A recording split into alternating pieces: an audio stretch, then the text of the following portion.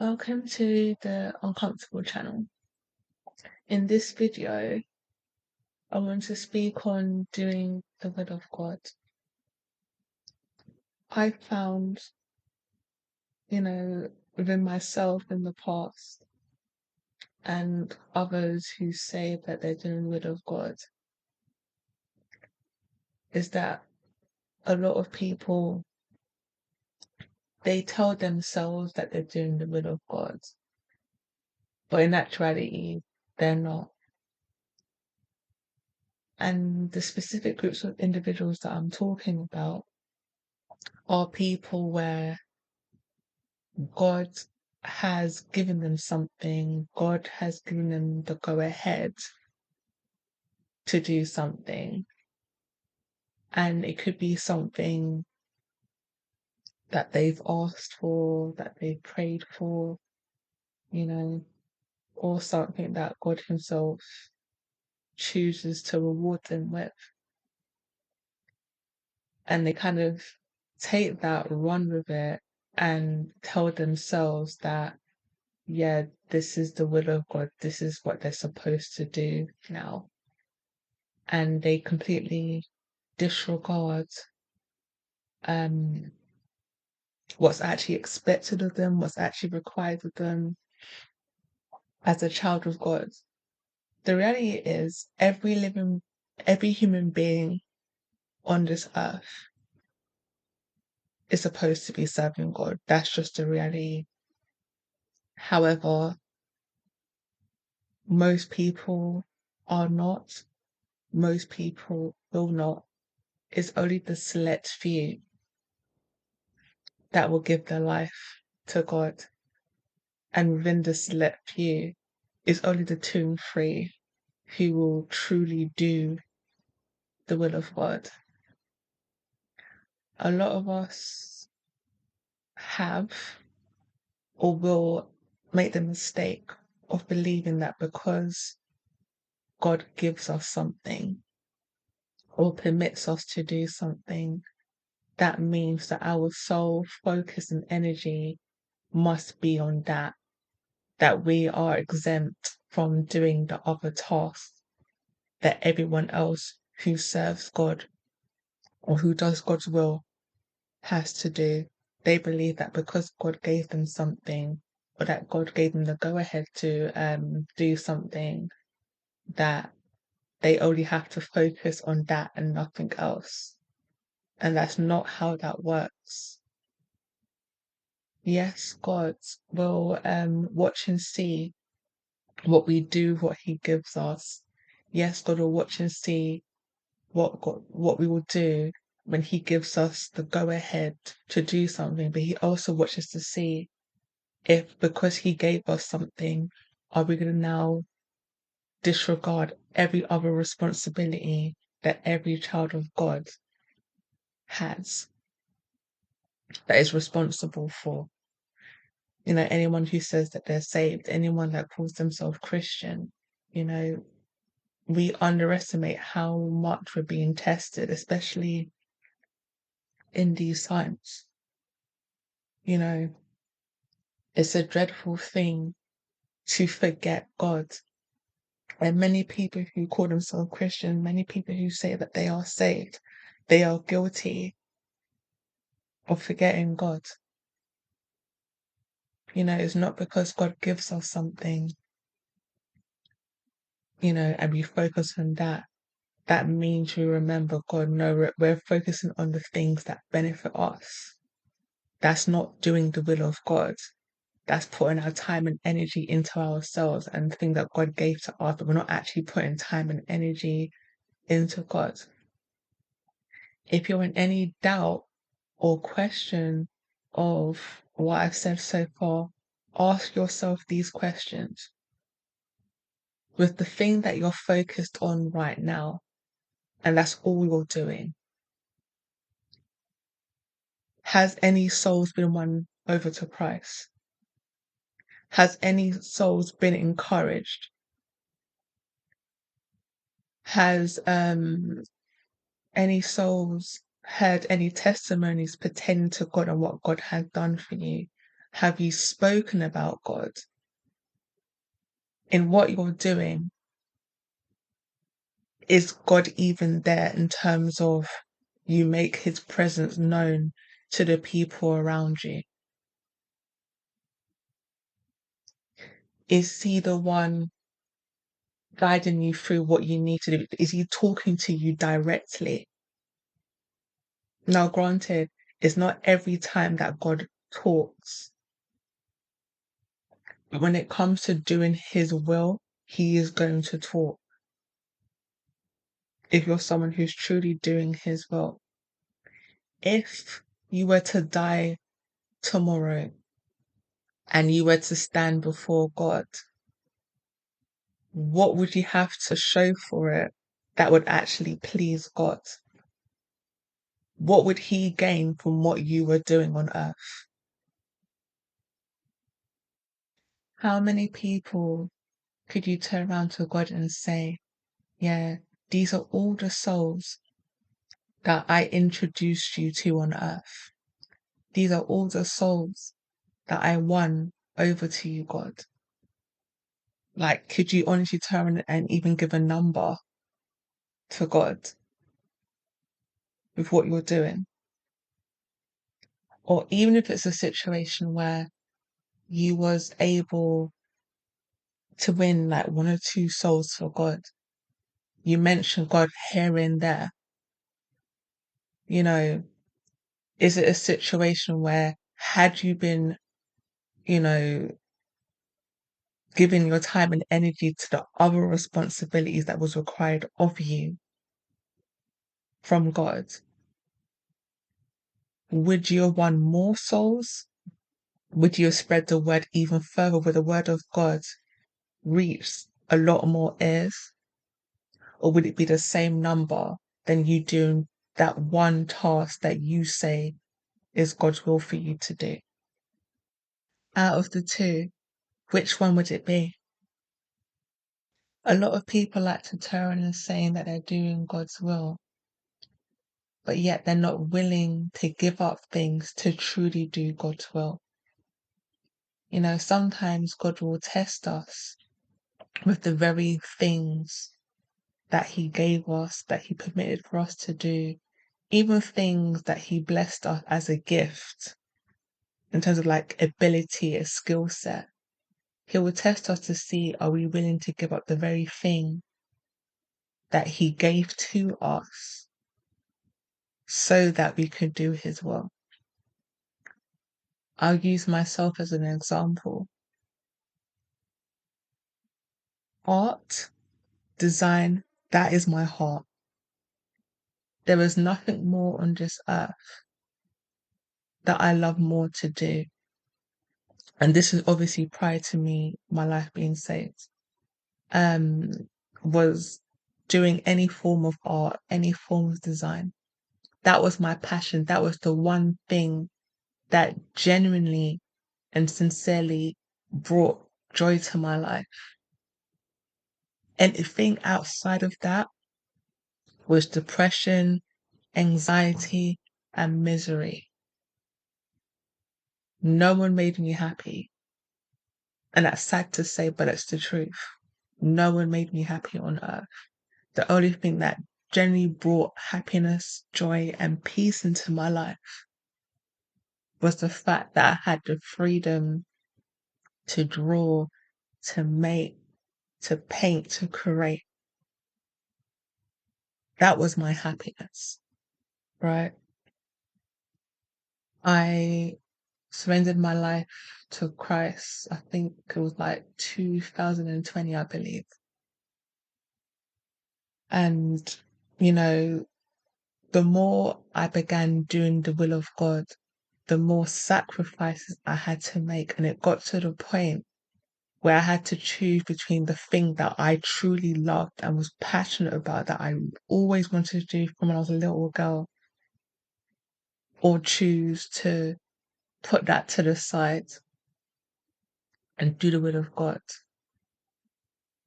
I literally sacrificed my passion, my career, the one thing that I actually love to do God's will. And unless you're someone who comes from that background, especially when it's so personal to you, it's truly attached to you mentally, emotionally, spiritually, you're not going to understand that type of sacrifice and how much it takes for you to make that sacrifice. So people who are not like that may see it as nothing, but when everything around you is just chaos and that's the one piece you have, it's not just a simple thing of giving up your art. In your mind, in your heart, it's like you're sacrificing your peace. That's what it was for me. But because I wanted to have that relationship with God, even if it hurt me, I was willing to do that for God. Most people are not willing to do that. I don't know what other people's peace is, right? I don't know. I can only speak for myself. But whatever it is for you, the vast majority are not willing to do that. They're not willing to give up a career that they love, a passion or hobby that they love. They're not willing to do that. But they think as long as they do other stuff that God has given them, other stuff that God has permitted for them to do, that's enough. They believe that, oh, because God gave them the okay with this, that's them being obedient. But I'm like, but for me, you're disregarding all the other stuff that is required of you as a child of God, regardless of whatever task that God has set for you, you're still being disobedient in all the other areas, you're disregarding it. I remember a while back within the ministry that I belong to, Deliverance, Victory, Restoration, Praise Ministry. God allowed me to use the gift that He gave me, which was the gift of creativity, right? He allowed me to use it within the ministry by doing like stuff like design, because originally when I joined the ministry, that was my vow to God to create and design for His ministry for life, meaning till the day that I die. That was the vow that I made. So that was my mindset entering His ministry. But His will was different from my desire. So He allowed me to do it for a time. But after some time passed, He wanted me to do things that I myself personally would not choose to do. Because, which is to deliver the word to His people. I'm naturally not a people person in general, and I've always been like this. I'm not necessarily a fan of talking to people unless I know them on a personal level. I'm someone who generally likes to keep to myself. I'm not someone who needs to be around people. I'm very, very content of being alone.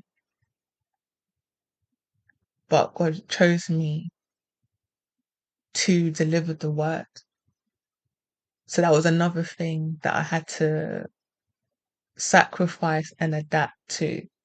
I had to sacrifice my comfort of being alone, of not engaging with people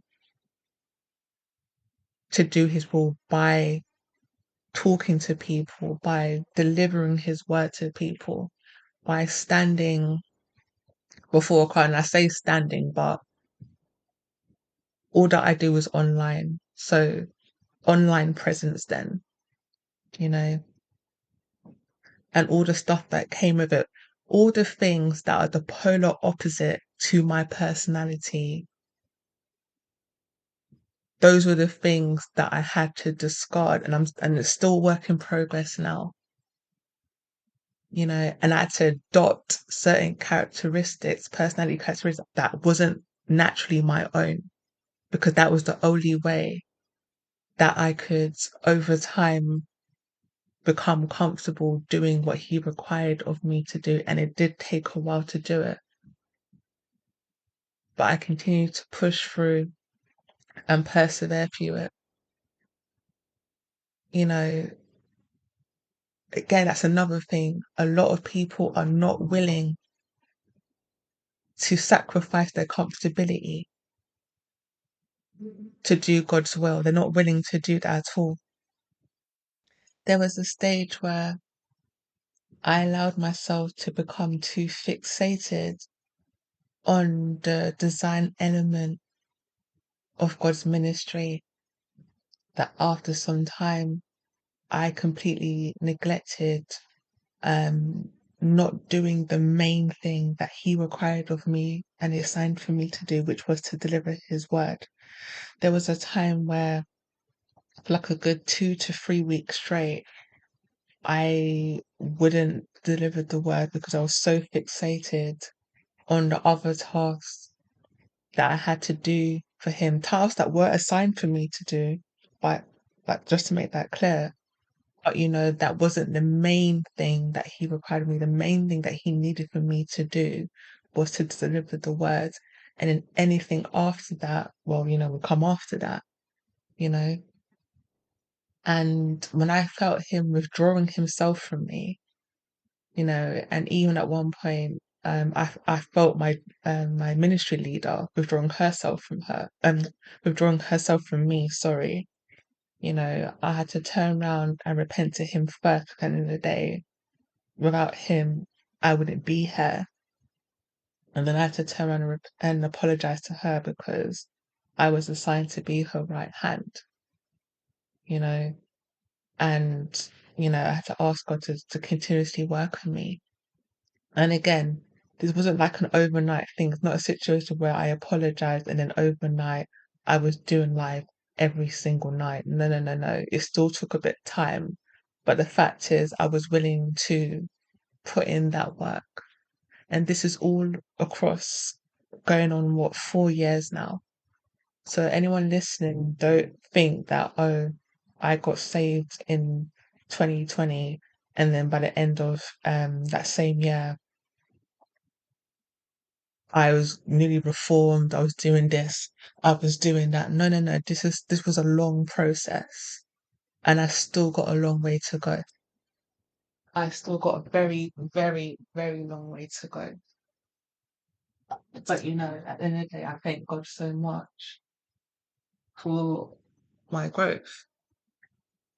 And the only reason I'm giving that example is because that's the trap that many people have fallen in today and they don't realize it. Now, it may not be the example that I gave for myself, but I'm pretty sure that if any one of you was to take the moment to stop and think about it, and think about stuff that God has given you, and because He gave it to you, you just focus on that and just completely stop doing everything else. You stopped praying, you stopped fasting, you stopped reading the word, you stopped encouraging sinners and backsliders and even fellow child of God. You stopped doing all the things that is required upon us by God, things that are said in God's word. You stop doing that just because you was focused on that one thing. And that one thing is not enough to get you into heaven. That one thing isn't winning souls.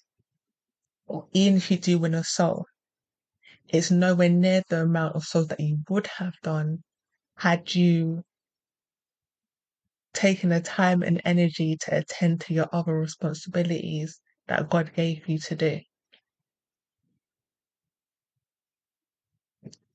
You know, for some, the intentions are well, because you may have it in yourself, to do something big and grand for God or for any ministry that you're assigned to or charity or cause that you're assigned to.